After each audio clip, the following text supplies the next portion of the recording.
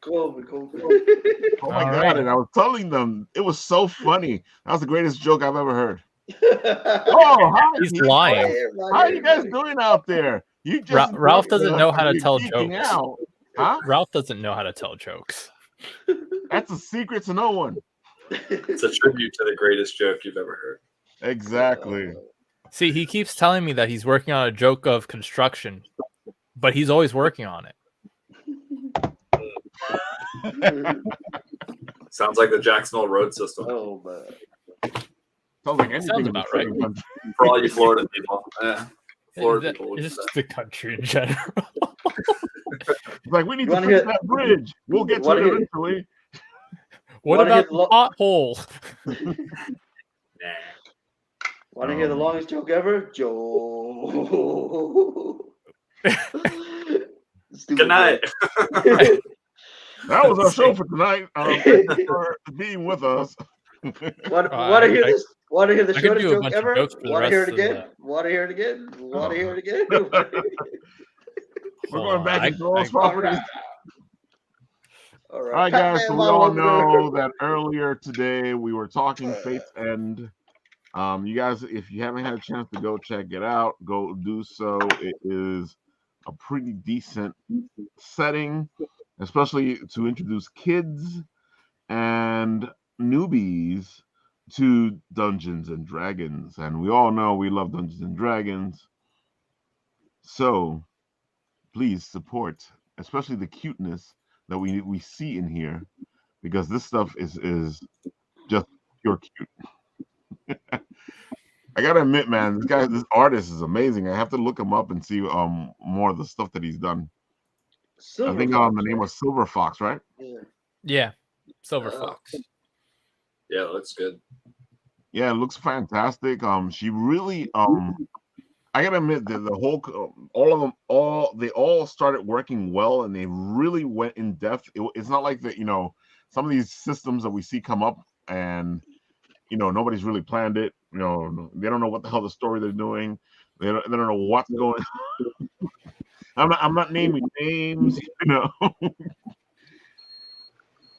Shen, heyo. I don't know. So this is a full blown campaign setting too, right? Yeah. Yeah. Okay. Yeah, completely. Cool. The box set is actually the a whole story to itself. So you can actually play the setting completely, and she really dude, the backstory, the world creation, the character creation, they really dove into it and did a fantastic job at doing it. Yeah, you played the trailer earlier. It's really well edited. It's professional. Oh yeah, it's good. This is one of the new characters they just revealed, the Bard, the Frog Bard.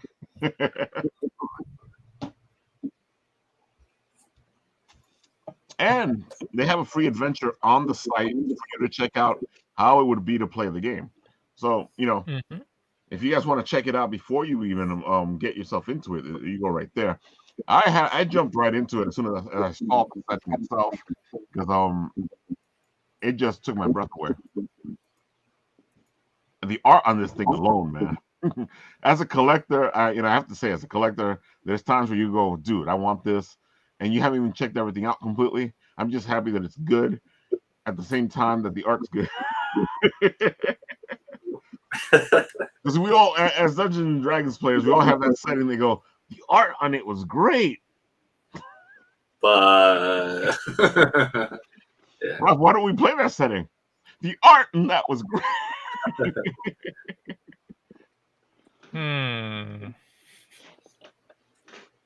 Oh yeah, believe me, there's so many settings. Like I was saying earlier, as a DM, there's just so much stuff that you want to do, but you'd have to be alive for hundreds of years in order to be able to DM all that stuff that you want to do. I remember when we started playing D&D, our dungeon master was like, well, here's all the campaigns we want to go to. I think we did one campaign, and it lasted like 5 years, and we never got to any of the other campaigns. In Yeah, you're having fact, so we much actually rebooted the one campaign like 3 different times, so we still played the same setting 3 different times. You'll start outsourcing your DMs. Exactly. Jeez. How many times did you kill Uncle Ben? Jeez, he rebooted 3 times. That's the funny thing. We rebooted it 3 different times, yet we never had to do that repeat the origin thing. Oh, that's it. At least They had clones. not Yeah, you Batman's can- parents again. No, don't go in the alley. No. I completely agree with the fact that sometimes you don't need to do an origin that most people know. I'm Everybody tired. knows how Batman became Batman. His parents, blah blah blah. They know how Spider-Man became Spider-Man. Uncle Ben. We don't need to go back there and see it again. I mean, Just give me a Spider-Man story or a Batman story. Yo, my first comic was like Spider-Man 2. Like, I mean, who did this guy? How did this happen? I was fine. He got into some action. Yeah, a little bit of exposition. Exactly. Yeah. The little box. Hey, bitten by radioactive spider, power, responsibility. It's good to go, man. Like, that's why I worry about Moon Knight. I do not want to sit through a whole series explaining to me how Moon Knight became Moon Knight. Oh, could you imagine? I'm just like episodes 1 through 8. Yeah. That's another good. That was another plus about the Batman. Didn't do the origin, so good. Yeah, I mean, it literally picked up in year 2. Yeah. They went over it. His parents died. That's it. They're gonna make us sit through that for I don't know how many times. Don't go in the alley again. Like I don't know. Brian, did you see Batman yet? Yeah, we talked about it. Oh, that's right. We talked about it last week. That wasn't Arizona. You got Brian and Tony. They said that wasn't Arizona. Go watch it. That wasn't Arizona, was it? I didn't say it was Arizona. You did it. Like, yeah, we talked about it. Oh, man. This is Arizona.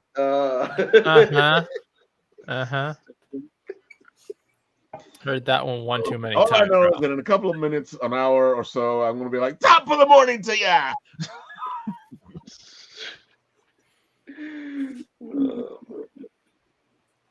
Oh, my God. Well, it's definitely Jameson. So. I think Brian is the only one of us who's being honest. Well, no, Tony was being honest before. Guinness style. Guinness Yeah, style. there you go. What is it? 15 minutes from now, St. Patrick's Day. Yeah. Yep, about 15 minutes to go for St. Patrick's Day. Yeah. Right. Green. It's a Fing Fang Foom shirt, but that's pretty. It's still green. It's green. It's always green. Hey. He beat us, yeah. You guys got plans for tomorrow? For St. Patrick's? Not really. Not really, yeah. Work, sleep. Yeah, to work, yeah. Well, I have a friend who he makes a big deal out of it. Like he takes the entire day off.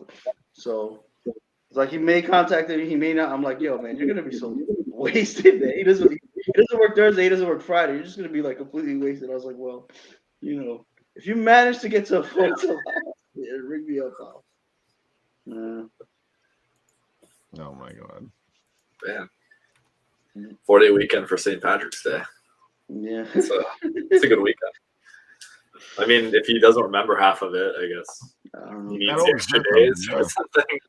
Yeah, he says he wants to be there when the band plays the bagpipe music, and mind you, he's not Irish, he's Haitian, but he loves that holiday. So, but he wants to see them play the bagpipes and all that. It's his favorite holiday. Is this up in New York? Yeah. Downtown. Brian, you've been hitting some of the conventions, right? What? You've been hitting some of the conventions? Yeah, so we did, back in September, we did one in St. Augustine. There's one in the smaller town in Florida. We're going to do it in April. I want to say it's actually on 420. So, do all the memes. Party on, Good night, everybody. Yeah. Ocala, I think, Brick City. So shout out to them. I was just asking because we've been seeing D&D more in the conventions. It's been more in the anime conventions, and it's like all over the place. It's been in the anime conventions. It's been in the anime conventions, but it's not as big as it is now. And I know me and Nat were talking about this before, where it looks like it makes sense that D&D is an anime convention. I'm surprised there's no anime D&D setting. Because we have homebrews for that. Yeah, but that's the same thing with regular D&D. D&D you start off with all these homebrews, and then somebody goes, let's make a campaign and put it out there. Of course, we want to play some nice fantasy characters from anime. Yeah, but so like you also have to think like most anime people already do things on their own, and if they can't find it, they just pirate it. So it's not really like a market that they would pay for. Are you saying that people who are into anime don't have friends to play D&D with? Yeah, that's another aspect. I knew Nat was gonna be like, yeah, it's another aspect of it. I mean, there's a whole genre of anime where the character, like the main character, gets transported to a fantasy. Yeah, that's isekai. Yeah. All isekai stuff. So, I mean, it's in anime. Yeah. I guess the question would be like, what's a tabletop RPG that captures that? Well, the anime, The Rising of the Shield Hero, I always look at it as like the redemption of Eric in Dungeons and Dragons because he was like the worst, my favorite, but skills wise, he was the worst. So But in the the anime, thing is, he's like Shield the Hero, shield has he's all kind of actually powers. good. Yeah, he is. Yeah. Yeah. Like what you're talking about is Mushoku Tensei. No, I've never watched. Go ahead, Nat. I've never watched it. What? Oh, I thought you were going to continue with that. Mushoku Tensei, I've never watched. No, that's just a statement. What he's talking about is Mushoku Tensei. Okay, so yeah, I think 20. I've never watched it though. That's Yeah. There you go.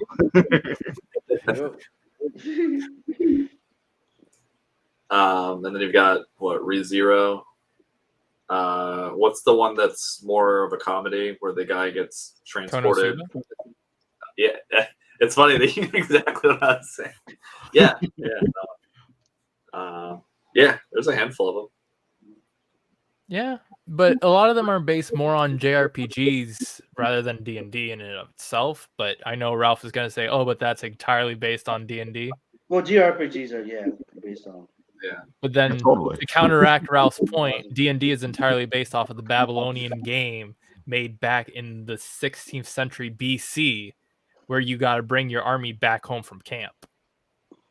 No.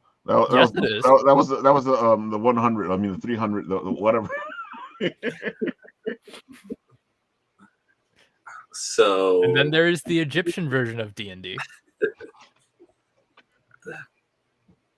What's the Egyptian version of D&D? Yeah, no, he says it and he didn't even continue. It's use your imagination. So I think he's still gaming over there. There's a 10-sided die and a 20-sided die, along with it's a weird skew. I remember that, but effectively, like you would roll these and it would tell you how many spaces you can move a peg on a board. And all that would correspond to the certain deity that you were playing as their camp for. Oh, but this was an ancient game? Like a game that existed? Yeah. Interesting. That is interesting. You never seen it? I think I've heard of it, but all this role-playing stuff has been around for centuries. Because it's the first kind of entertainment. You make believe you're something. It's true. People used to role play as witches. You know, it's just IRL consequences, right? So too soon. Burn you at the stake? I was making believe, man. Oh my god. So go ahead. Have you guys ever heard the statement like that person's casting a magic spell when they try to say something. That's kind of what I think that old school, like where people came up with. Obviously, there's a lot of like religious influence, but I feel like there's a lot of that comes from people back in the day, like inventing like curses and stuff, like voodoo. That's my hot take on where people came up with magic and spells. That makes sense, because even now words have power. So yeah, names have power, which that's never changed. Well, even like modern day witchcraft, like if you do a magic spell to say that you want more money, it may not necessarily be that the spell works, but it gives you confidence that you're that you might think it works and you're able to get more money. So maybe you'll be a little bit more positive in your next job interview and things like that. And that's kind of how it works.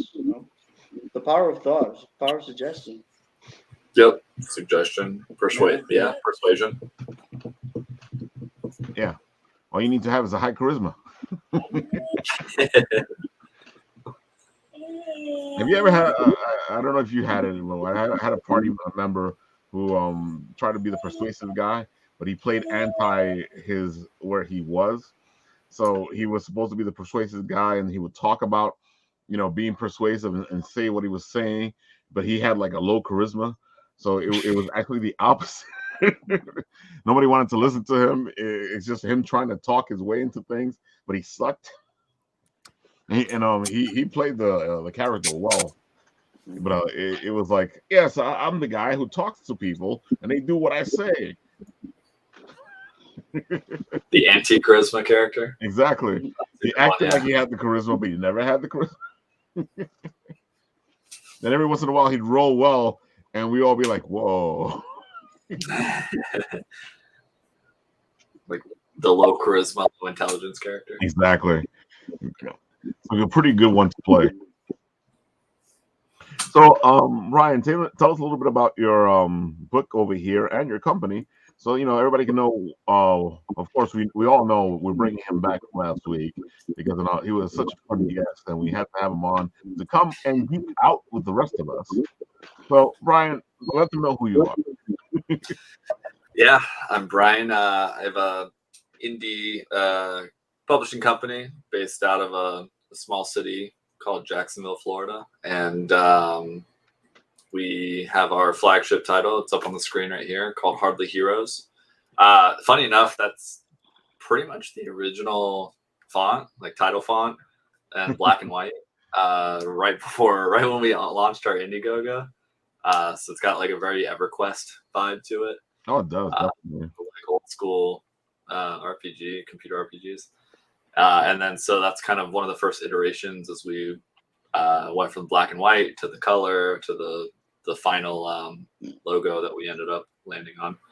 But yeah, so speaking of D&D, that's what our book is based off of. So our group has a long-running D&D game. It's been going on for like 4 years, and so we took campaign 1, is what we're calling Arc 1, and we adapted that to a comic book. So, and right now, issue 2 is for sale. So that's right. You guys just released it. Shattermere Comics. It's on the back of my background right here. There you go, Shattermere. Hold on, I'll put you up for a second so they can have a nice good look at it. There you go. I love that. That's the T-shirt you guys have too, right? Yeah, it's on your shirt. Yeah, that horse looks fantastic, man. There you go. Yeah. Well, that Shattermere looks fantastic. So, yeah.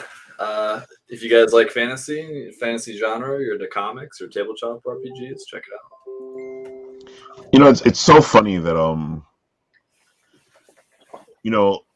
it's like I like talking about it because D&D has helped me become the writer I am, but it's such a amazing source of creativity.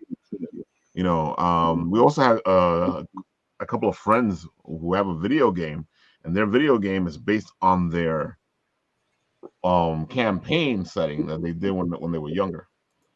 You know, and I love to hear this stuff. It actually showcases what I'm saying when I'm like, use D&D to become a better writer. Yeah, absolutely. And it's also easy because, well, I should say it's easy, but it's fun because it's a group writing activity, right? Yeah. I mean, you have the DM who's crafting the world and the characters. Pac-Man bottle over there.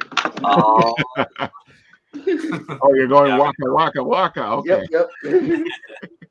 Hey, not that kind of show. Waka waka waka. I knew we were gonna go Father Bear.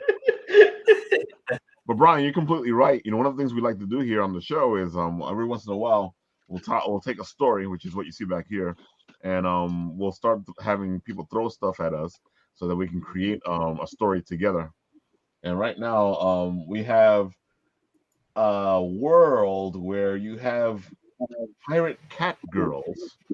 yeah, I was gonna say that gets dangerous really quick. You got pirate cat girls because you know everybody want to go. We want to see some pirate cat girls. And you got a mech pirate ship. You got a keeper of the cats. You got a corgi, a sentient space possum, a fairy detective, a chameleon, an omnipotent alien, a space opera, a huge spaceship that's stuck up there in space. I mean, right over the planet. A MacGuffin, a void jump, a man with a wedgie fetish. What? When did that one get it? A sentient you slipped that one in there. When did that one get in? Oh, that one's been there the whole time, and every time I say it, I expect you guys to react to it, and you guys never react to it. And I'm like, okay, never mind. It takes alcohol to react to it, baby.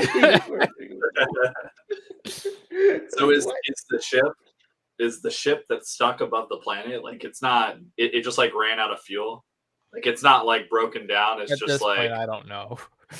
As far as the story so far goes, the ship is what's sending these beings to the planet to find out the mysteries of the void, the voids are the portals that are in the temples, because this is how beings are coming in and out of this planet. That's why the mixture of creatures is so plentiful, because they're coming through these portals, whether of their own volition or not. So are the Catgirl pirates, do they come from the ship or are they robbing the ship? Well, the main protagonist, he's not even, is he up here? Question. Well, the main protagonist, the pirate, the main protagonist, the villain of the story, the pirate has gotten these girls and put them on his ship. The beings, the original beings of the planet of the cat people. Wait, so you made the pirate now the protagonist? No. That's why I changed it to make sure that I said the antagonist. Wait, so he's now also the antagonist? I thought that was the giant heckin' Tonkery. Remember, the pirate is supposed to be the villain who's not a villain. Oh, there's a lot of stuff added to this. Because we had the whole thing up so people could throw stuff at us, and they just kept throwing stuff. Yeah, there's a giant space possum, isn't there? No, it's a sentient space possum. There we go. Oh, get it right, Nathan. And there's a rogue. I can't read Ralph's board; it's too small. It is too. It's a regular size possum. And there's a rogue cat girl who finds the sentient space possum and saves him. I just like the fact there's a fairy detective. Just there. We haven't killed that corgi yet. Well, the corgi is one of the partners to the fairy detective, and she has It's the fairy detective, the corgi guy or person, and the chameleon. They're the ones investigating what this huge ship in the sky has to do with what's going on the planet. Is it just like a regular corgi? Actually, it's a corgi person. Wait, what? Oh, shit. So like anthropomorphic. Yeah, It was supposed to be like Cowboy Bebop. Yeah. That's why he wanted you to kill it. That's why he threw it in. That's what I figured it was the reference from. Yeah. It is. It was. It was thrown in as a joke. And somebody changed it into a person. Okay. How much do I need to donate to reverse that? You want to get... Donate to scratch out plot. Dude, some of it I can fix, some of it I can't because it comes straight from the person who sent it. I sent that way. Hey, you sent in the corgi, but you didn't say what the corgi was, and then somebody else goes, "Hey, what if the corgi is a person?" And I'm like, Tony, we pulling together to buy that back? Yeah. All right, I want to see people in chat. Corgi's got to go, man. It was a joke. Got to go. I have a feeling that they're going to kill off the corgi. Brian, as fast as they can. When we started writing this, we were trashing on the Netflix Cowboy Bebop adaptation. Yeah. Like, I don't like it. Shadow doesn't like it. And then as a joke, writing the story is like, why do we add a corgi? It's an obvious Cowboy Bebop joke. What? And like we kept adding things from Cowboy Bebop. Like where's the space jazz in there, man? Where's space jazz written? I believe space jazz was mentioned several times. It's in the opera. Yes, there you go. The space opera has a double. Space opera. Yeah, it's a literal opera in space. Oh. And the more I look at this, the more I go, dude, this is gonna be a great setting for a D&D game. Shen's out here trying to keep the corgi man, but not the dude with the wedgie fetish. Maybe the corgi man is the dude with the wedgie fetish. Oh boy! Oh no! Yo, Give Tony, really I'm gonna stop by your the place corgi. later. Just pass me a couple. the of wells. wedgie I'm gonna need fetish. it. Yeah, the more I look at this, the more I'm like, hey, this could be a D&D setting. Like, Does the guy like wedgies? Here you go, Dad. Yeah, take it. Oh man. Yeah, so like getting back to what we were saying, D&D is like this because you start creating stuff, and then people create their characters, and when they create their characters, they add to the main story, and then as a DM, you take what they've added to their character and add it to your main story, and the whole thing starts to like blossom from there. It's an amazing process, even though some DMs don't like when you mess things up. Oh yeah, I've had DMs that they like to keep everything on really tight rails, and you're just like, all right, cool, I'm gonna go over here, and they're like, no, you can't go over there. I'm like, well, why? What's over there? And they're like, Exactly. Nothing. And I'm like, well, why didn't you think about? Why don't you put something there? Why do you tell me I can go there and then don't put something there? You can't give it to me and take it away. Don't tease me like that, man. So. Oh my god. Yeah, we love being creative here. We love doing the stories. The one before this was a supernatural detective. Ooh. With a diner that becomes a supernatural club at night. Is this just that one anime? With the this guy one with the spear gun? Nobody got upset with any anime for this one, so it's actually just a straight story of a bunch of stuff people threw in. Okay, I like it. It's good. So they all go to the club. Oh yeah, you go to the diner, right? And then you say the password, which is pancakes. What if I just want pancakes? Then you're gonna be in trouble. It's the worst diner ever. I just wanted pancakes, and they threw me into this club with vampires and werewolves. Weird fairy in the corner. Like, doesn't that make an excellent story? I mean, yeah, that's really good. I'm the only human here. How did they get over here? They're trying to kill me. Maybe. Well, yeah. Then that's like how they get food. See. The there it goes. There goes the writing process. He goes, how do you get food in here? So we order pancakes. You just order pancakes. Oh my god. I think in here, let's see. Oh, Godslayer. Okay, I'll showcase Godslayer. We talked to him last week. Midnight. Happy St. Patrick's Day. Oh, there you go. We're waiting for midnight. Happy St. Patrick's Day. Yeah.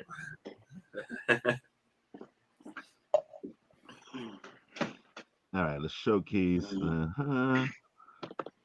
Share the screen. This one looks beautiful, and it's based off of well, the writer plays a lot of D&D, as you should be able to tell in a minute.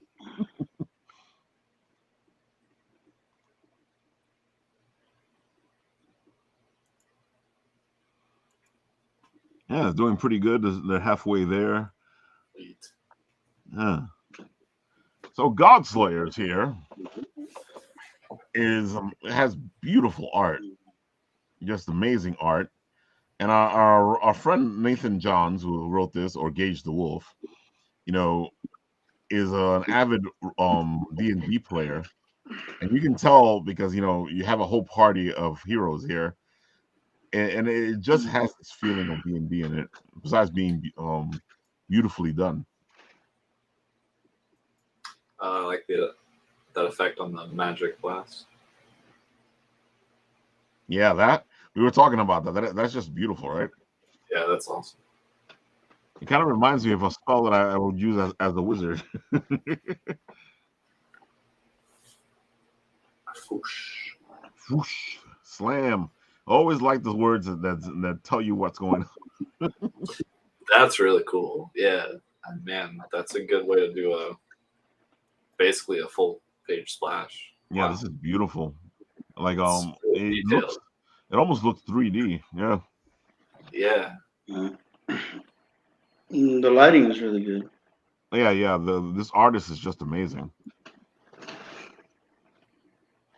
I like this. It almost looks like something you would find in one of these archaeological digs. Yeah. So guys, check out Godslayers. It's amazing. It's pretty good here. And they need your support. We should support more projects, more creators, because Marvel and DC don't need your money. No. And sometimes they don't even. Sometimes they act like they don't want your money either. So. They do, yeah. The only way to force Marvel and DC to actually create something worthwhile is to support their competition, which they don't see independence as competition. They see Marvel sees DC as competition, DC sees Marvel as competition, and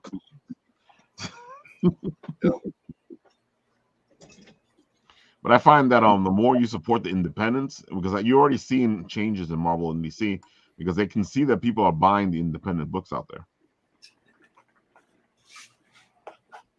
Uh-oh. A wild Matt appears. Matt, go support that Kickstarter. Everyone in chat. Wash his hands. Again, it goes back to the whole what we're saying. There's such a creative power that happens from D&D, and I was because usually what happens is people go, creating a character. What do I do? Why don't you go to the player guide, get your D&D sheet, and fill that out, and it'll start to help you forge your character. Yep. Just devote everything it actually helps you break it down. Okay, that's all you need. Just devote everything into charisma. You can talk your way out of every single situation. Just 100% into charisma. Roll for charisma. Put all your points into charisma. Forget about defense. All you need is charisma. Okay. When you really think about it, the attack stat doesn't matter because the DM will always change the dice for you. So always dive straight into charisma. Okay, because everyone knows that a DM who always kills all their players is a bad DM. So make sure that your health is extremely low. Make sure your defense is extremely low. Make sure your resistance is extremely low. Just invest everything into charisma to talk your way out of every single situation. I actually had a player character. You're playing the DM. Exactly. I actually had a player character that believed that, and he put all his points into charisma, but he sucked at rolling dice. Really? That's why you just take the lucky feat. He was rolling dice, and this guy rolled more ones than I had ever seen in my life. He goes, I'm going to talk to this guy, and I'm going to convince him that blah, blah, blah, blah, blah, blah. And I'm like, okay, this should be an interesting roll. Go ahead, you talk to him. Let's see what I mean, to Nathan's point, Bard is the most OP class in 5th edition. it is. Like, I will fight you over that in D&D. I mean, I'm really tired right now, so in real life, I probably Oh, Bard is a dangerous class. Yeah, no, it's really good. Especially if you get some kind of sexual deviant that wants to have sex with everything, and starts to roll. I know what you're talking about. I know what you're talking about. It starts to roll. He goes, I want to have sex with a dragon. Oh, God. Roll the dice. Roll for consent. Roll for consent. Oh, man. Shen, do you remember that Chimera you were playing with? Do you remember the Chimera, Shen? I know you're watching. Do you remember the Chimera?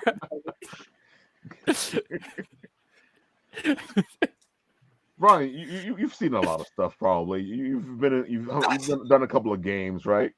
What's the worst character creation that you've seen? Oh, ever? Yeah. Oh man. I don't know. I mean, I've seen some new players make some pretty bad characters. So, but let me preface that with when I got into D&D, it was completely competitive. Like I treated it like I treated it like it was just numbers. Mm-hmm. It was like number higher than your number. And so it was all about character builds, all about min-maxing. Yeah. And so it used to piss me off when someone would come in the game and it's just like, oh, why aren't you doing X, Y, Z? And they're just like, well, I just want to play this character. Like, I just like the idea. And I couldn't wrap my head around it. But then I grew up a little, I matured as a player. So that was more me than them, I guess. But I think some of the most obnoxious, like some of the cringiest players or the worst build is someone who thinks or like wants to do everything. Like they want to play the game as solitaire. So like you guys have seen those players, right? So like you're playing a cooperative game. You're supposed to build a story together, and the guy's like, "Oh, I'll roll to do this." And you're like, "Why would you? You're playing a monk. Why are you like making a charisma check?" Yeah, like, I'm gonna talk this guy into doing the thing. It's like, but we have a bard, and then he's like, "Well, I'm gonna attack this," and you're like, "But we have a barbarian." So, I'd say, in general, people who take away from the experience of, I know what you're talking about. We had a fighter who kept going, I want to check for traps. I'm like, stop checking for traps. Yeah. Let the rogues face checking it. Yeah. Like, I mean, there's a lot, you could face check traps, but. I mean, and then when they got killed, they're like, oh, Ralph, you killed my character on purpose. Oh, yeah. They blame you.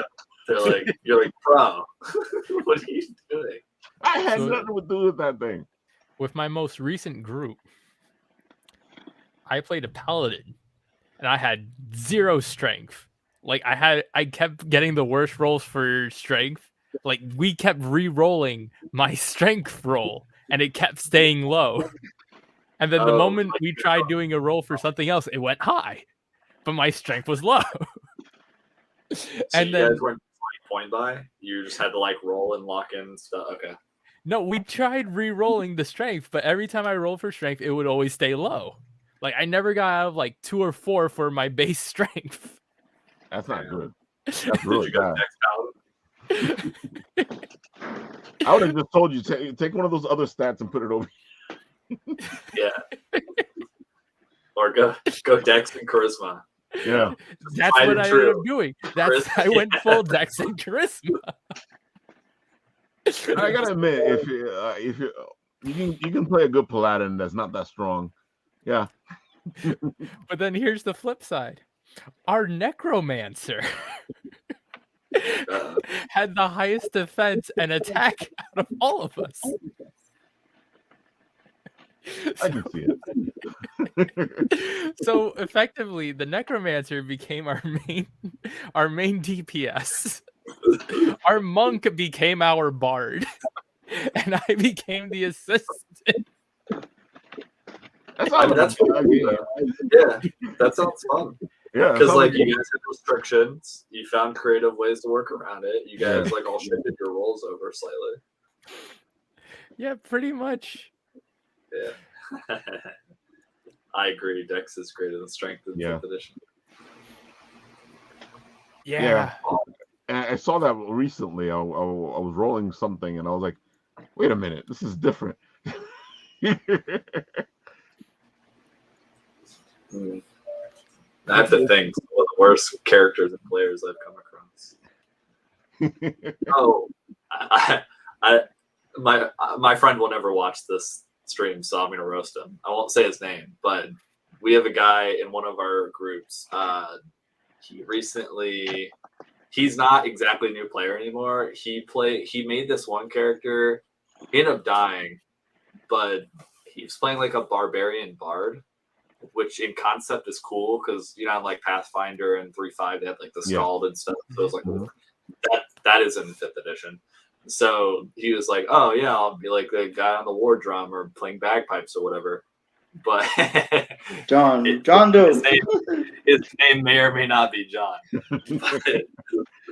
But he's like, "All right, cool. I'm gonna rage and I'm gonna cast a spell." And we're like, "No, you can't cast spells while you're raging."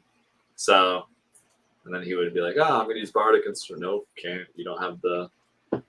You can't do that. You can't. So that one was bad. I only say shame on him because he's been playing at this point for like 3 years. So I always wonder when somebody who plays or has been playing for a while does stuff like that.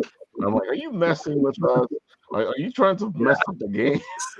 This is like a troll, which he could be. Like, I don't know. He could very well have done that just to troll him. But he was having fun with it. So I don't care.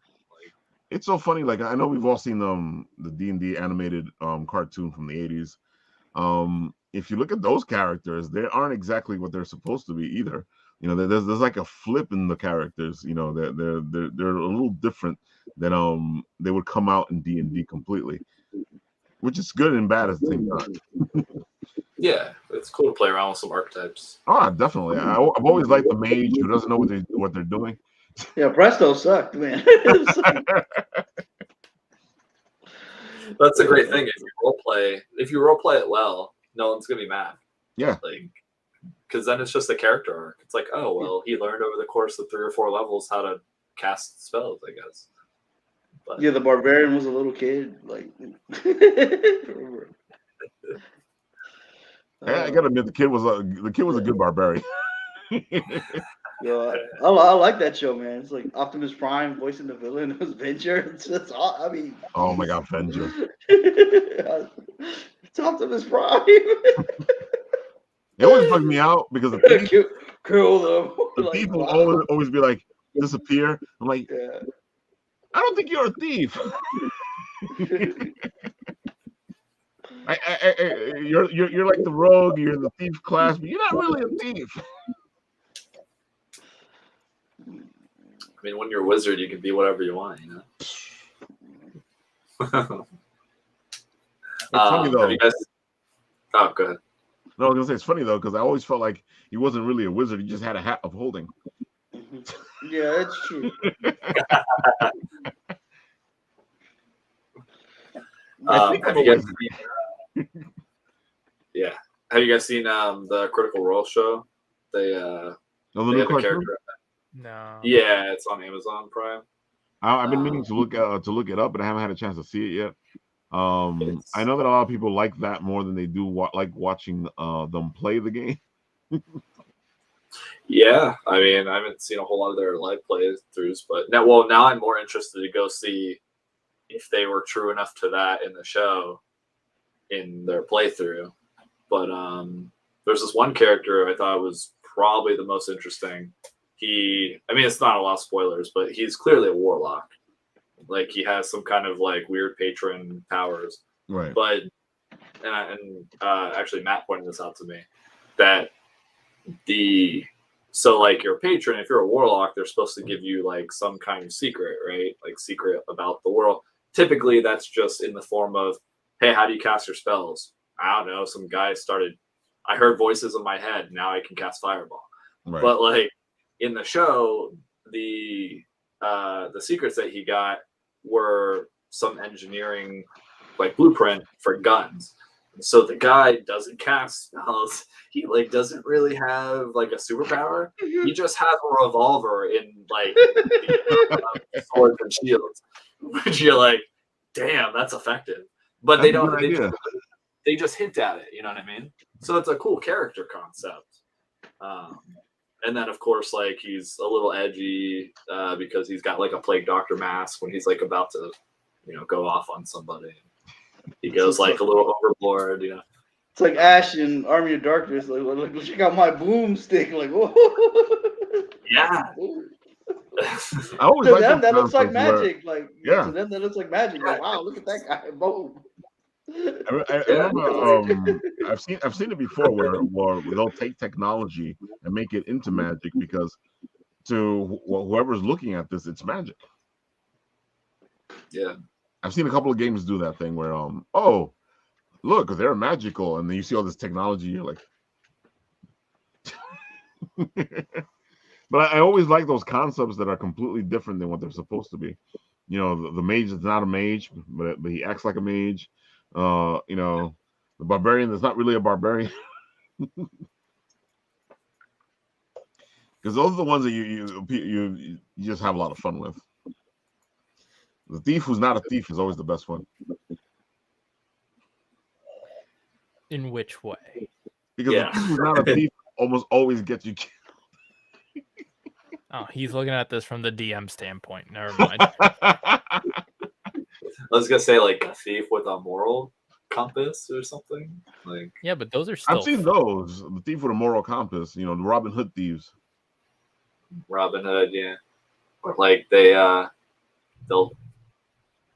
help the party steal from an evil character to break into a guy's house. I guess like chaotic good. Why don't we have? Has anybody ever played with like a thief who steals from the party? Yeah. I think that's everyone's first character. It goes really bad. Yeah. You don't even have to play a rogue for that. No. You just got to be in the wrong party, man. Yeah, or have a 20 charisma. Hey, man, you don't really need that gold. Like, you took a vow of poverty. Oh, yeah, you're right. Here you go. Awesome. The player gets pissed off. The player's like ready to jump across the table at you, but at the same time, the character just like, all right. I mean, it's a thief. What do you expect? Yeah. Well, sometimes it's not the thief who's stealing, so. Yeah. Ralph, I meant the thief stealing. Who was stealing in your group? Yeah. Well, like the scorpion and the frog. Or the character who steals from the party and convinces everyone it's the thief because he's the obvious patsy. One of those. Yeah. Yeah. So you're like, then everyone hates you. Frog was like, "Why did you sting me?" Because I'm a scorpion. That's what I do. Everyone both drowned. What you expect? In our weekly game that the comic book is based off of, we had to institute a homebrew rule where you couldn't cast spells on each other in the part, like unless they were beneficial. I know what you're talking or it was about. Like friendly fire. Yeah. Because when I was playing my warlock, I have the highest. Well, I have a pretty high DC, and I have suggestion. So if I would get bored or like the party members were arguing with me, I would just be like suggestion, and I'd be like, "All right, well, drop your weapon and hand it to us, and then go tie yourself up in rope." Or I'd be like, "Go lock yourself in the jail cell and hand us the key." Or I suggest that you kill this guy. So Okay. Yeah, and so that was a little toxic. I'm not gonna lie. Like, I probably earned that one. So. Oh yeah. We all been in those parties where I think if it was a real team that would be in place. That would be don't cast spells on us like. Oh, I can see it. Yeah, that'll be one of the rules. Bro.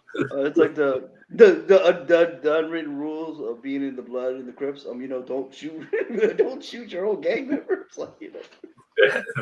With great power comes great responsibility. Yeah. I remember we had a wizard who would shoot his spells off without paying attention to what the hell was going on. Yeah, like a lot of friendly fire. Still to this day. Yeah. And sometimes the DM would explain it to them, and they'll still cast the spell. And you're like, you're supposed to have an 18 to 20 intelligence. Like your character has the power of like. No, trust me. This is gonna work. Trust me. It's my master plan. Don't worry. You're gonna burn a little bit, but once the burning's done, it'll be good. Listen, I'm gonna live. I'll do it. Just nuke it, okay? I'll give him my shield, okay? I'll stand in the way for him, and he'll be fine. It's like you rolled a 2. Yeah. When I do 40 damage to you, the enemy will feel so sorry for you that they'll want to heal you. And then what we'll do is we'll sneak in. We'll ingratiate ourselves into their group, and then that's when we spring on them. Like, no, they killed you. Oh, well. Yeah. No. You gotta get closer. One of my favorite characters are the wild magic characters because you never know what's gonna happen. So the wild magic barbarian that they added, that subclass, that one's good. Like, there's really nothing in. So they took that idea, but it's all buffs. Like, it's not random. Like, oh, you could fireball center on yourself. Okay. It's like lasers shoot out from your nipples and blind an enemy 10 feet in front of you or something. Like, it's something like that. That's how one of our players plays it. I don't know. I haven't actually read the ability.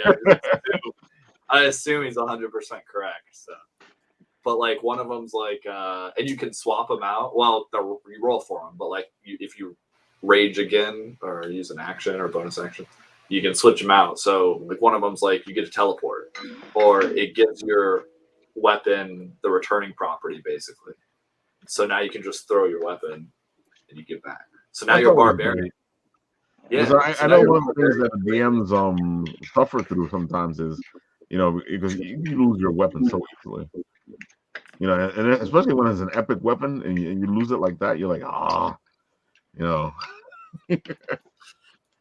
It's usually the party's fault when they lose their weapon. You do that sometimes because I find rarely. I don't know if DMs just are afraid to, but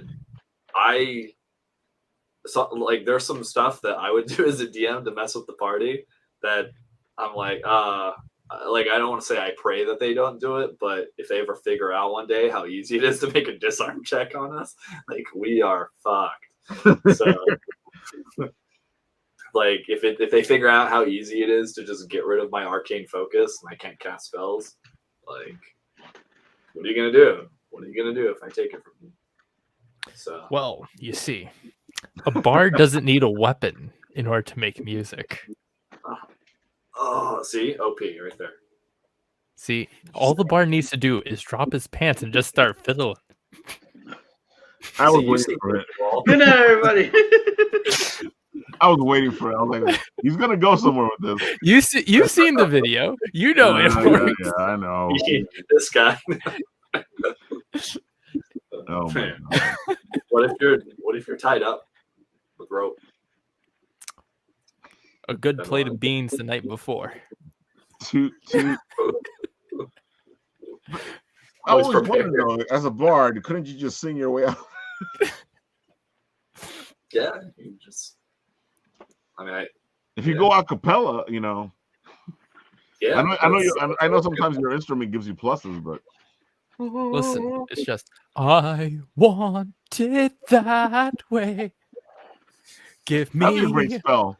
Everybody starts my dancing and doing the song. back, and I will play a song for you. Oh my god.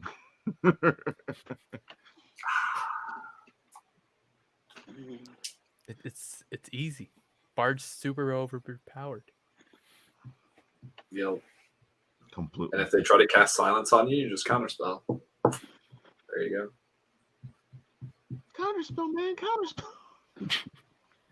Yeah. It's so funny because most players don't think about counterspell. No, it's so good though. Yeah, but then most players don't think about counterspell. Yeah. It's so good. Like I'm glad they turn more stuff they turn stuff into reactions that make sense. Because like you used to have to hold an action to cast a spell magic or something. Yeah. Mm-hmm. It's like, okay, so I just give him my turn, and then I just like hope that guy casts a spell and I have the spell or whatever. But yeah, I mean that makes more sense. Plus, yeah, it doesn't have really what is it like? Anything 4th level or lower, just instantly, and then if it not, you roll for it or something. Yeah, I think either you get rid of the damage, or you, depending on what the spell is, you get rid of the damage, you half damage, or it makes being a wizard not as good. Yeah, but I think bards and sorcerers get it though. Wizards don't even get it, right? Or do they might. I think so, because I remember using it before, but again, we're talking about 5 now, so Yeah. I'm gonna look this shit up. Talking about counterspells still, right? Yeah. counterspell. You might be right. I think monk has some form of it. Oh man. Can you counter a counter spell, or is it just? That'd be interesting. I counter your counter spell. I counter your counter. Roll for initiative. Roll for. Like I said, I counter you so much, you end up on the counter. I Giorno Giovanna my way out of this. Rewind. I use rewind. Golden Experience Requiem. Remember that intro where they had the rewinding and the breakdown? That's rewinding in the intro. That's them fixing the intro. I just had flashbacks to Magic the Gathering days. Exactly. Those games never ended. Hello, Jose Perez. How you doing, Jose Perez? Hello. All right, guys. So, continuing our Kickstarter showcase today, we have Essence. This just started yesterday, and it looks fantastic. And it's an amazing story. I know Volume 1 is out for free, so you guys can actually check it out to see if you like the series or not. This is the Kickstarter for Volume 2. And we're gonna have him on the show next week, Wednesday, so he can talk about his stuff. But this book looks beautiful. I mean, completely beautiful. Let's see if this video plays for us without being cut into my Wi-Fi. Uh-oh.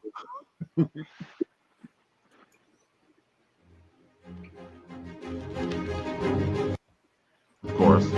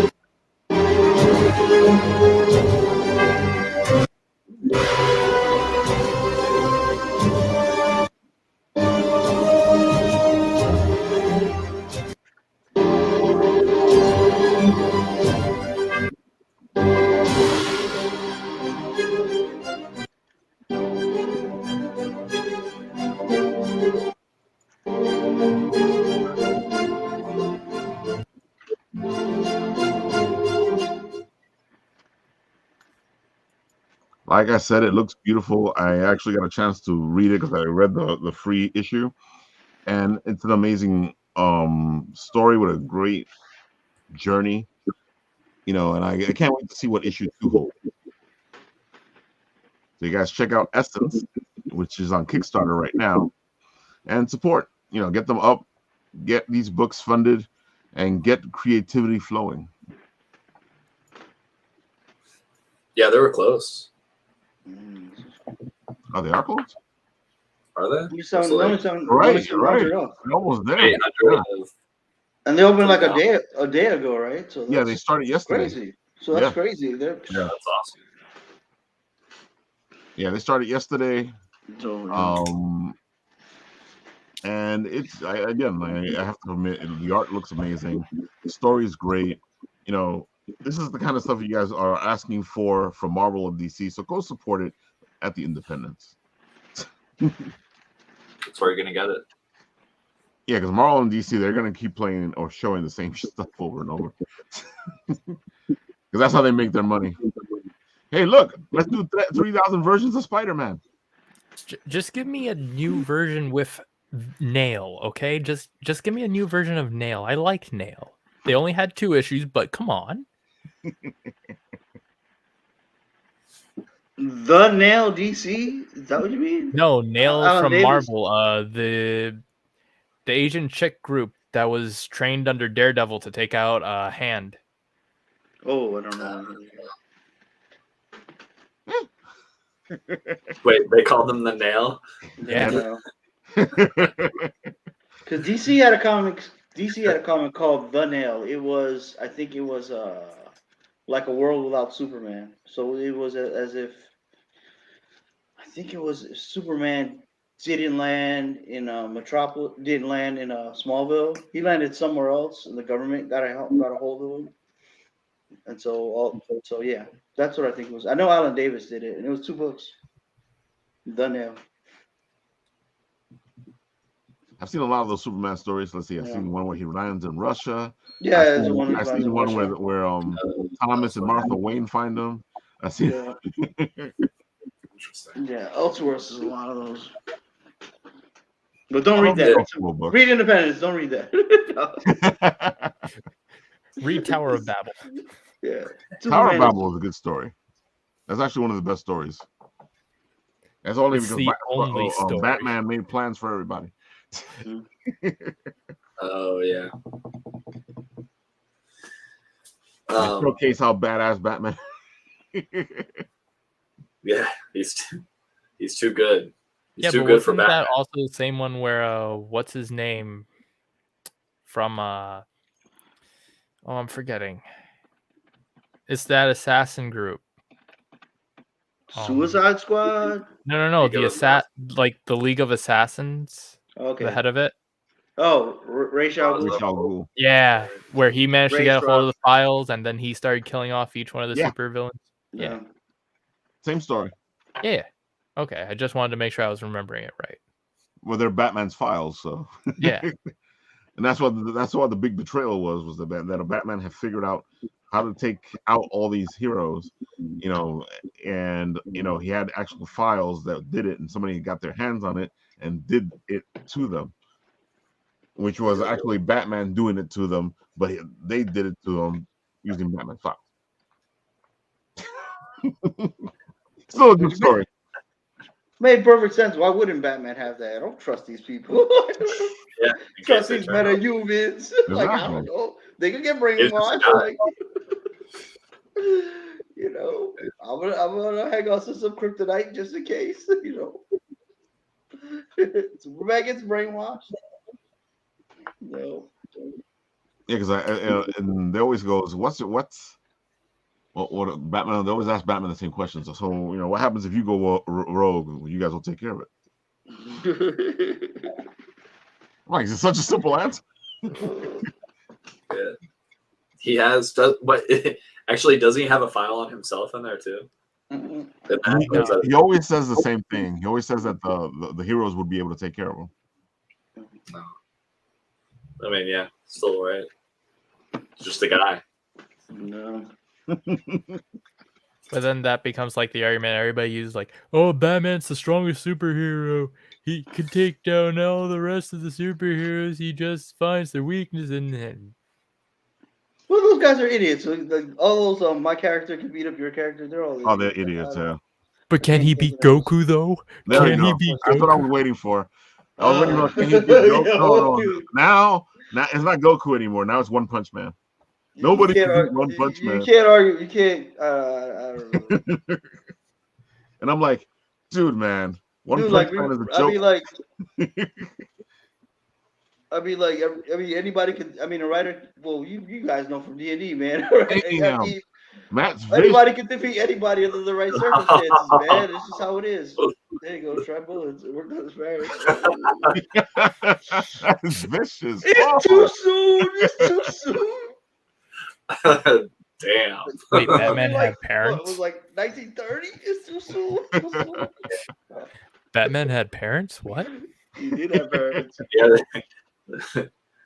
Well, they didn't show it in the latest Batman movie, so I can understand how you wouldn't know his origin story. Oh man. Mm-hmm. They didn't show it again. So. Man, I need to go find out what Batman's origin story is. How did he get his powers? Oh man.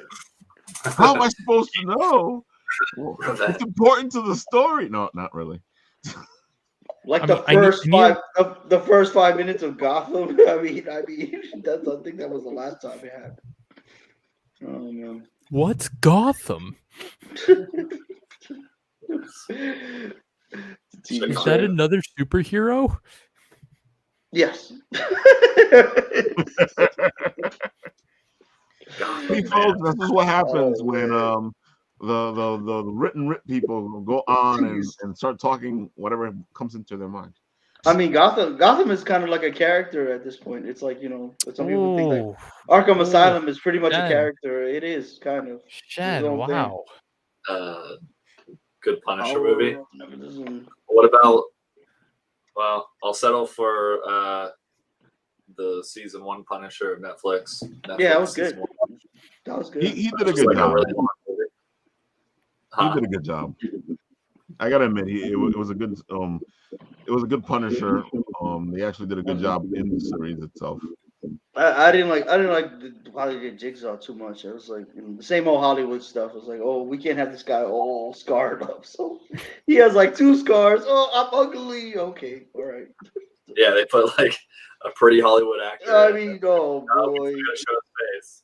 Oh that's my what they always do. I got 2 scars. I'm ugly. Yo, the real. I like the second Punisher movie. That was the real. I like the second Punisher movie. Some of you don't like it, but I love that movie. It was wild as hell. Which that was on Punisher War Journal, right? Yeah, female director too. I loved it. That was all right. Yeah, that one was all right. Yeah. Yeah, I love that. It was an actual Punisher movie, but nobody seems to like that one. I'm like, okay. But I don't know. It was rated R. I didn't like the one before where this guy was just like drinking all day and depressed. That was Thomas Jane, right? Yeah, drinking all day and depressed. I'm like, what the hell is this about? It's not Punisher. I mean, I don't know. It's funny because I thought Thomas Jane did a better job in the independent thing that he did. Yeah, the Laundry Day. Yeah. Yeah, Eddie Shanker did it. Yeah. Mm-hmm. He did a much better job in that than he did in the universe. Yeah. You know what? That's the same thing with Nathan Fillion. He did that independent charter movie, to showcase that he could do it, and that was fantastic. That's why when they were like, this guy's gonna be Nathan Drake, I was like, really? That would have been awesome. He can do anything. Nathan Fillion, he can do anything, man. Yeah, he's been around for a long time. No, he's great, man. Did you see him in Suicide Squad? Yeah, that was great. With the power with the arms. Oh my god. Though to be fair, my favorite my favorite role for him is him being Buck in the Halo series. Mm-hmm. Yeah. I don't know. I still like him in Firefly. Yeah, that's probably one of his best. So wait, Nathan Fillion came out with a movie that was just like Uncharted before they came out with the. He did he did his own little version of it to showcase that he could do it. Oh, he would have been great, man. Like a demo. Brian, I'll find it and I'll send it to you. Yeah, that's it was hilarious. Great. It was fantastic. Yeah, send it to me too. Yeah. And then they didn't cast him; they cast Tom Holland. Yeah. And because they went with a younger Drake. I'm like, you know, because in the freaking video game, he's an older person, so I didn't understand this younger Drake thing. Yeah, like that was the episode I wasn't on because I went to go see the Peter Dinklage movie, but I heard you guys talk about it, and I pretty much agree with you say. I do not see, you know, I've accepted. I'll put it this: I've accepted Tom Holland as Spider-Man. I do not see him as Nathan Drake. I don't. Yeah, I don't. I mean, I haven't seen the movie, so I don't know, but. It's funny because the movie's done very well for them. It's actually reaching almost 300 million. I think it's about to become the top video game movie of all time. Really? Wow. Yeah. It's actually about to surpass it was Sonic. Yeah. Wow. Yeah. I mean, so I heard Mark Wahlberg was supposed to be. That would have been even that would have been better than Tom Holland, man. Well, Wahlberg is Sully. Which doesn't make any sense. It's a Hollywood. On one side, it's like I've seen enough clips of it that I've basically like seen most of the movie. That's how it is now, though. And you know, they give you so much stuff in the trailer that you're like, then you go. Not from the trailer, just people using it for memes and whatnot, like just sharing it around. That stuff too, yeah. And it's like, from what I see, it's not a bad movie. No, it's not. But if you have any context of playing the Uncharted games, it's not the Uncharted that you know. Well, that's the same thing with his Spider-Man. I like Tom Holland as Spider-Man, but it's not my Spider-Man. I think they try to fix it with the last movie, you know, because now he's more like the Spider-Man. Where it ends anyway, yeah. Yeah. We'll see what they do, you know. We'll see how fast Tony Stark goes back into his life. I don't know. They just took 3 movies to get him to the point of because a lot of people used to get upset with me because I would call him Tony Stark Jr. Yeah, well, he was Tony Stark Jr. It's the Lionheart that everybody wants. Not Lionheart, Ironheart. There we go. And it's sad because he does a great job at being Spider-Man.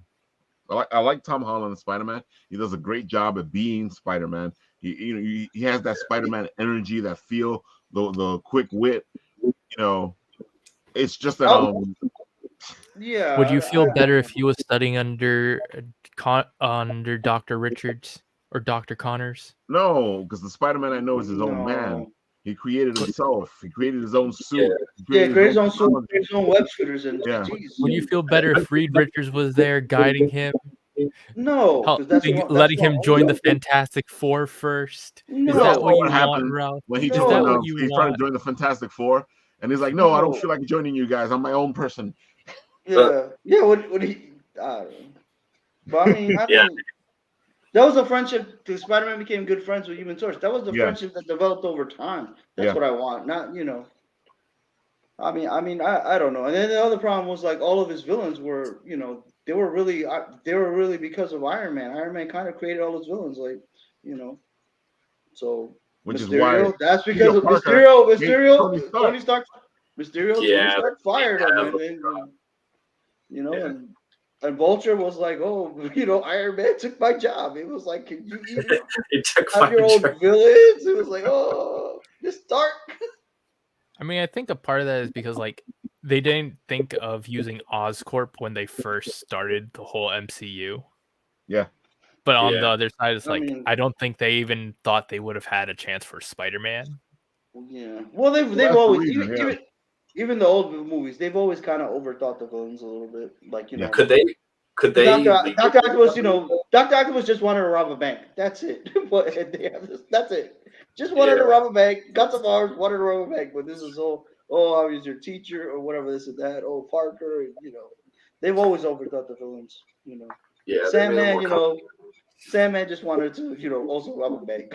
I mean, you know, Green Goblin was the one that had the history. So that they got pretty right. But so. What were you gonna say, Brian? I was gonna say, I think a lot of it was just stupid studio stuff getting in the way. And, Yeah. like, like the licensing. Like I bet you if Marvel tried to even use Oscorp or anything, Sony would have been like, nope. Yeah. Like we're going to court. Down. Yeah, Which, you're like, done. when you have that context and you see the story from that angle, it's like, oh, they did a pretty good job because, yeah, Stark Tech messes up a lot. Exactly. But then if you're hardcore, Marvel universe, Tony's responsible for a lot of crazy shit.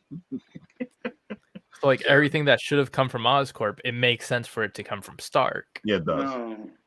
I mean, to me, it was well, that's why they have to lean on that. Plus, people like Iron Man, so they're like. It was like Iron Man did everything in this universe. It's like, yo, I mean, he created Ultron, not Hank Pym. He invented time travel, not Mr. Fantastic. He defeated the Hulk with a Hulkbuster armor, which didn't happen. No, he could never defeat the Hulk in the comics. I don't care what you have. Like, you know, he did everything. Jeez. It's too much Tony Stark. But when he had Robert Downey Jr., he had to go, man. I was like, yo, You gotta go. People were crying. I'm like, why? He was just sucking the life out of the whole universe. He was, he was almost like Wolverine.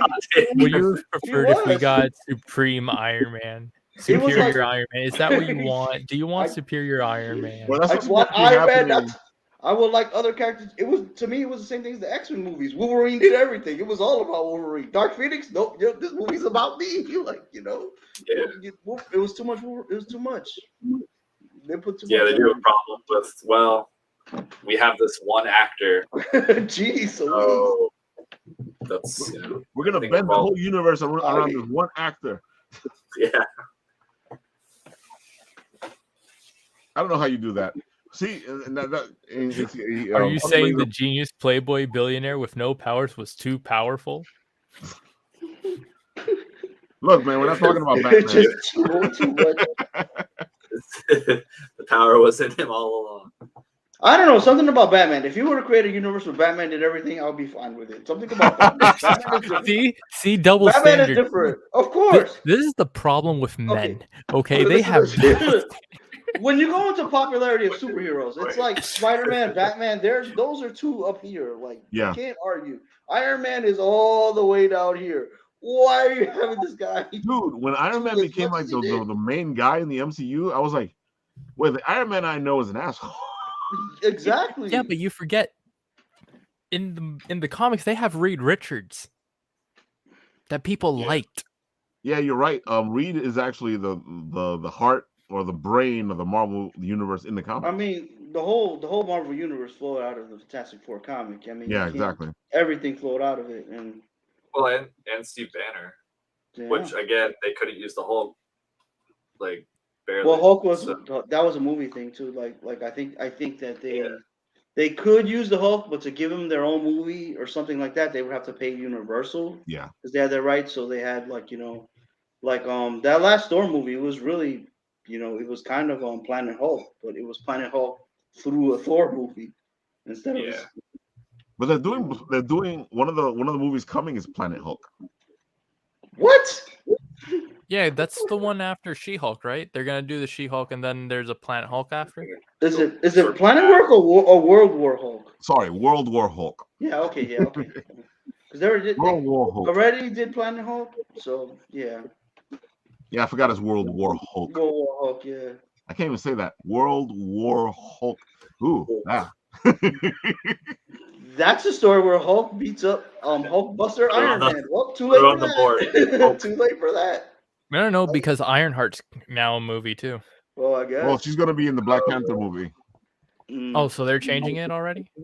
Well, no, they're gonna introduce her in the Black Panther movie, as the next Iron Man. So that's where she shows up. Wait, is she from Wakanda? Are they gonna take? I know it's still Riri Williams, no. but I'm not sure what they're doing with it. So. That Black Panther to actually be the good Black Panther. They revised that Black Panther movie so many times. Well, after his death, they had to. In all honesty, I think Sayuri they should have killed. What's his name? Chadwick Boseman's character. Yeah. How'd you? Sorry, Sorry, my dog whatever is his I making heard. I noises. was like, where's that coming from?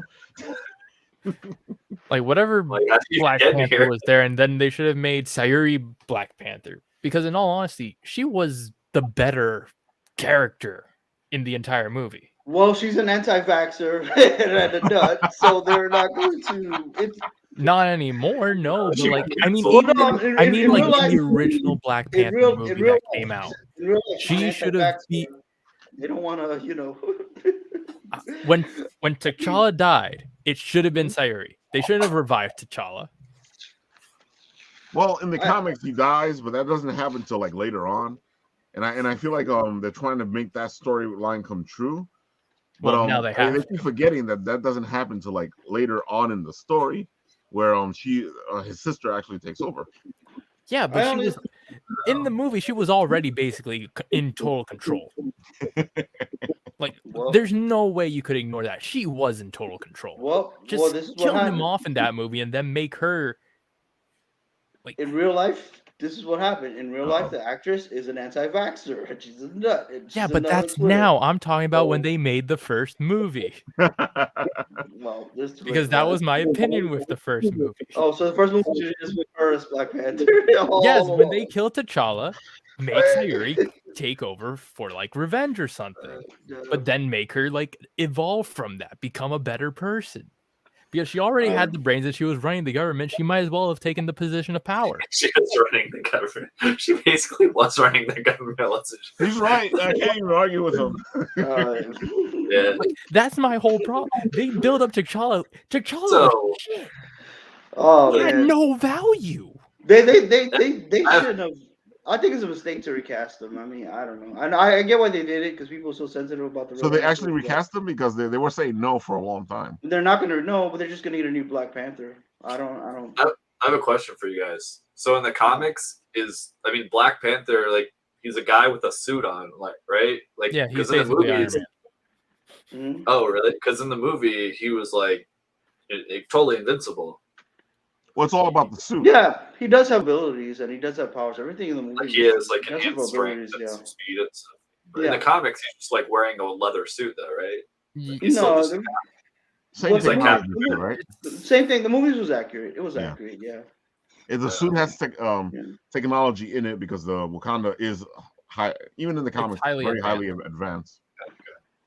His powers have been. They based his powers have been His powers have been a little exaggerated over the years. Yeah. Ever since Hudlin started. Oh, Hudlin's terrible.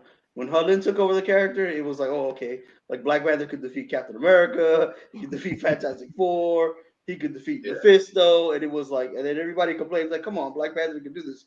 And his reaction, like, well, if you don't think you do this, you're racist. I'm like, no, but you can't defeat Mephisto. Like, not racist. Like, calm down. But that was his reaction. Oh, yeah. Oh, he's horrible. There's a whole episode of Boondocks where they just roasted Hudlin. He's horrible, man. They'll never, like, they banned the episode. They won't show it online, but he's horrible. But it's on the DVD of Boondocks. Yeah, you could probably find it on a pirate site. Yeah. Oh, I'm sure you can. Yeah. Well, he roasted Hudlin, and he on Boondocks he roasted Hudlin and roasted Tyler Perry. Like, they'll never air those episodes. Everybody. But it's on the DVD. Boondocks is amazing. It's a great. I love Boondocks. Oh yeah, no, that's good. I love Boondocks. All right, so guys, we are at the end of our show here. I'm surprised that time has flown so fast. Jeez, yeah. So, what's your last word? What are we going to leave the audience with about all our geeking out today? Who wants to start? I got around. I'll jump at the gun. All right. I got around to finish watching Star Wars Visions. I loved it. It's awesome. So, Star Wars anime. I took my time watching it because I was like, Star Wars anime. This is never gonna happen again. So I took my sweet time watching episodes. I took my sweet time with it because we're gonna be back to Clone Wars, and I never liked the way Clone Wars looked. I deal with it because it's canon, but I never liked the way it looks. So we're gonna go back to that. So Star Wars Visions, you got Disney Plus. If you need me to tell you to watch it, or if you want my advice, go watch it. Very good. Very good. Very good. I mean, yeah. I gotta admit, I've been hearing a lot of good things about the animated Star Wars features. A lot of friends of mine are like, Ralph, you gotta watch it. I'm like, okay, I'll watch it. Did you guys see the? Well, I don't know if I want to say this. We'll be talking about it for another half an hour. But did you guys see the trailer for Kenobi? Yeah. Yeah. Trailer looked good. Yeah. I see where they're going with it. I also see that they realize we got to age this guy because he can't look like his young beautiful self because the old guy in the other movie was old. Yeah, that's the problem. They aged his face and everything in the trailer, and I'm like, okay, I see what you're trying to do. Yeah. I have a friend. They're the opposite. I have a friend who's a big Star Wars fan, and he kept going on about like how the Grand Inquisitor doesn't look like how he looks like in Clone Wars. It's not a problem for me. That was Clone Wars. good. I don't want Clone Wars. I want more anime. I want more Star Wars fiction. That's me. So I don't want. That's fine. I saw a side-by-side comparison of that. I'm just like, eesh. Like, yeah. But they'll probably fix it. He says they'll probably fix it in post. Probably. Yeah. No, it bugs me out because usually I've seen better cosplay of some of these characters that they put in costume in these movies. And I'm when like, cosplay does it better. Yeah, when the cosplayer looks better than the movie, we got a problem. That's my opinion of every CW DC show. I don't blame you. And you're right though. When the cosplayer looks better than the every DC TV. I'll extend that to HBO Plus or HBO Max. Like that's what I remember like people were just like when Batwoman first got announced. Oh yeah. And like the poster, people were like, "Yo, look at this cosplayer who's doing a better version of it." And you had like 50 different articles just on like the cosplayer who does Batwoman better than Batwoman. Yeah. Yeah, that's my opinion too. I'm still like watching certain things that I haven't finished yet. Oh, Book of Boba Fett. That's the show we were talking about earlier. Where, like, because they have to show the actor's face. Mm-hmm. Why are you not wearing your helmet? People are shooting at you with lasers. Like, put your goddamn helmet on and shoot missiles. I don't. Like, I was. It's Jigsaw all over again. Jigsaw all over again, man. Hollywood loves to show pretty faces. We gotta show his face. He's the actor. We gotta show his face. No, you don't. I still remember Avi Arad talking about Spiderman. We're like, we must see the actor's beautiful face. I was like, no, you don't, dude. No, man. You do it just like in the comics. You do the half Spider-Man. Oh, yeah, I wish. I wish, man. We must see his beautiful face. I was like, no. No, we don't. I don't. I don't know. You ever heard of voice acting? Yeah. Oh, my God. Yeah, that bugs me out, because they accept voice acting. They accept, oh, look, it's Spider-Man. He's voice acting. But even in the cartoons, they take off their mask way too much. I mean, I don't know why, but this is the way New Hollywood thinks. Like, Darth Vader wore his mask for, like, the majority of 3 movies. Nobody had a problem with it. But all of a sudden, we got Mandalorian, the actor, supposedly, the actor's like, oh, I want to show my face. I want to take it off. I don't want to be wearing my mask on. I mean, really? I mean. That one was even funnier because they made it canon that it's a part of his code to not take off his helmet. Why are you taking off your helmet? You saw how they fixed it, though. Why did you write that into exactly? You saw how they fixed it, though. In the Book of Boba Fett, they do this whole episode of the Mandalorians going, "You took off your mask. You need to repent. You need to suffer." Oh yeah, when they're like, we are now pausing the Book of Boba Fett. Yeah, do you really believe he's not gonna take off his mask in the next season of the Mandalorian? I don't. It's gonna be great. He's gonna be like, forget that whole religion. Yeah. There was another funny scene of that where was it that same 1 or 2 episodes in Book of Boba Fett where he's like going across the galaxy and he gives up all his weapons. They're just like, oh yeah, you're in a intergalactic airport. Like you can't. Oh yeah, I saw that. He put all the weapons into the suit. Yeah. He's like, okay, here you go. Like, all right, well, like it's a sworn part of your religion. Man. As soon as he took it in the dark saber and put it in there, I was like, no freaking way. Yeah, literally the only one of these in the entire galaxy. Oh this my suitcase gosh. can get lost. Somebody can steal this thing. I'm not putting the black saber in. I don't know about you guys, but I've checked stuff at an airport and it didn't arrive at the location I was going Exactly. It's happened to me before. That's well, true. or anyone who's traveled, I'm sure. Like, That's lost. and that was across the country, not like 600 planets. So I don't know. But at the same time, there's also a lot of people who don't really know the value of things. I know that because when I worked at the zoo, some people would just literally leave like $3,000 cameras on the middle of a bench. Yeah. I've seen And that. it would sit there until we need to take it in. But what if you had the only digital camera on Earth? Would you leave it on a bench? Some people would. Yeah. Yeah. I wish Right, I could say, I wish I could agree with you that somebody would be like, "Oh, I can't do this," but I just realized some people would. There's people who would leave their children in the middle of like the back of a park and then completely forget about it until nightfall. Yeah. But if I came up to you and I said, "All right, give me your child," Oh, okay. There's literally people like that. Okay. Here's the sad Yes, part, right. Brian. There's certain people that would do that. Yeah. That's the sad part. Yeah. I mean, you look like you look like a stand-up guy here. Do you know how much this costs? Yeah, I don't know. Yeah. You see that in movies all the You're time. like a good parent. You see that in a movie all the time. The parent, some guy comes out and goes, "I'm going to take your kid over here," and they go, "Sure, go ahead, have fun." And you're like, "What?" Yeah. Oh man. All right. Okay. We're gonna stop geeking out. It's 1:31. That's not geeking out. That's making me stressed out.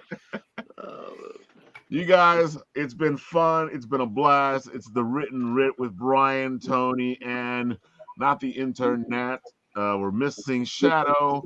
Hopefully, No, he was here earlier because he was tired before.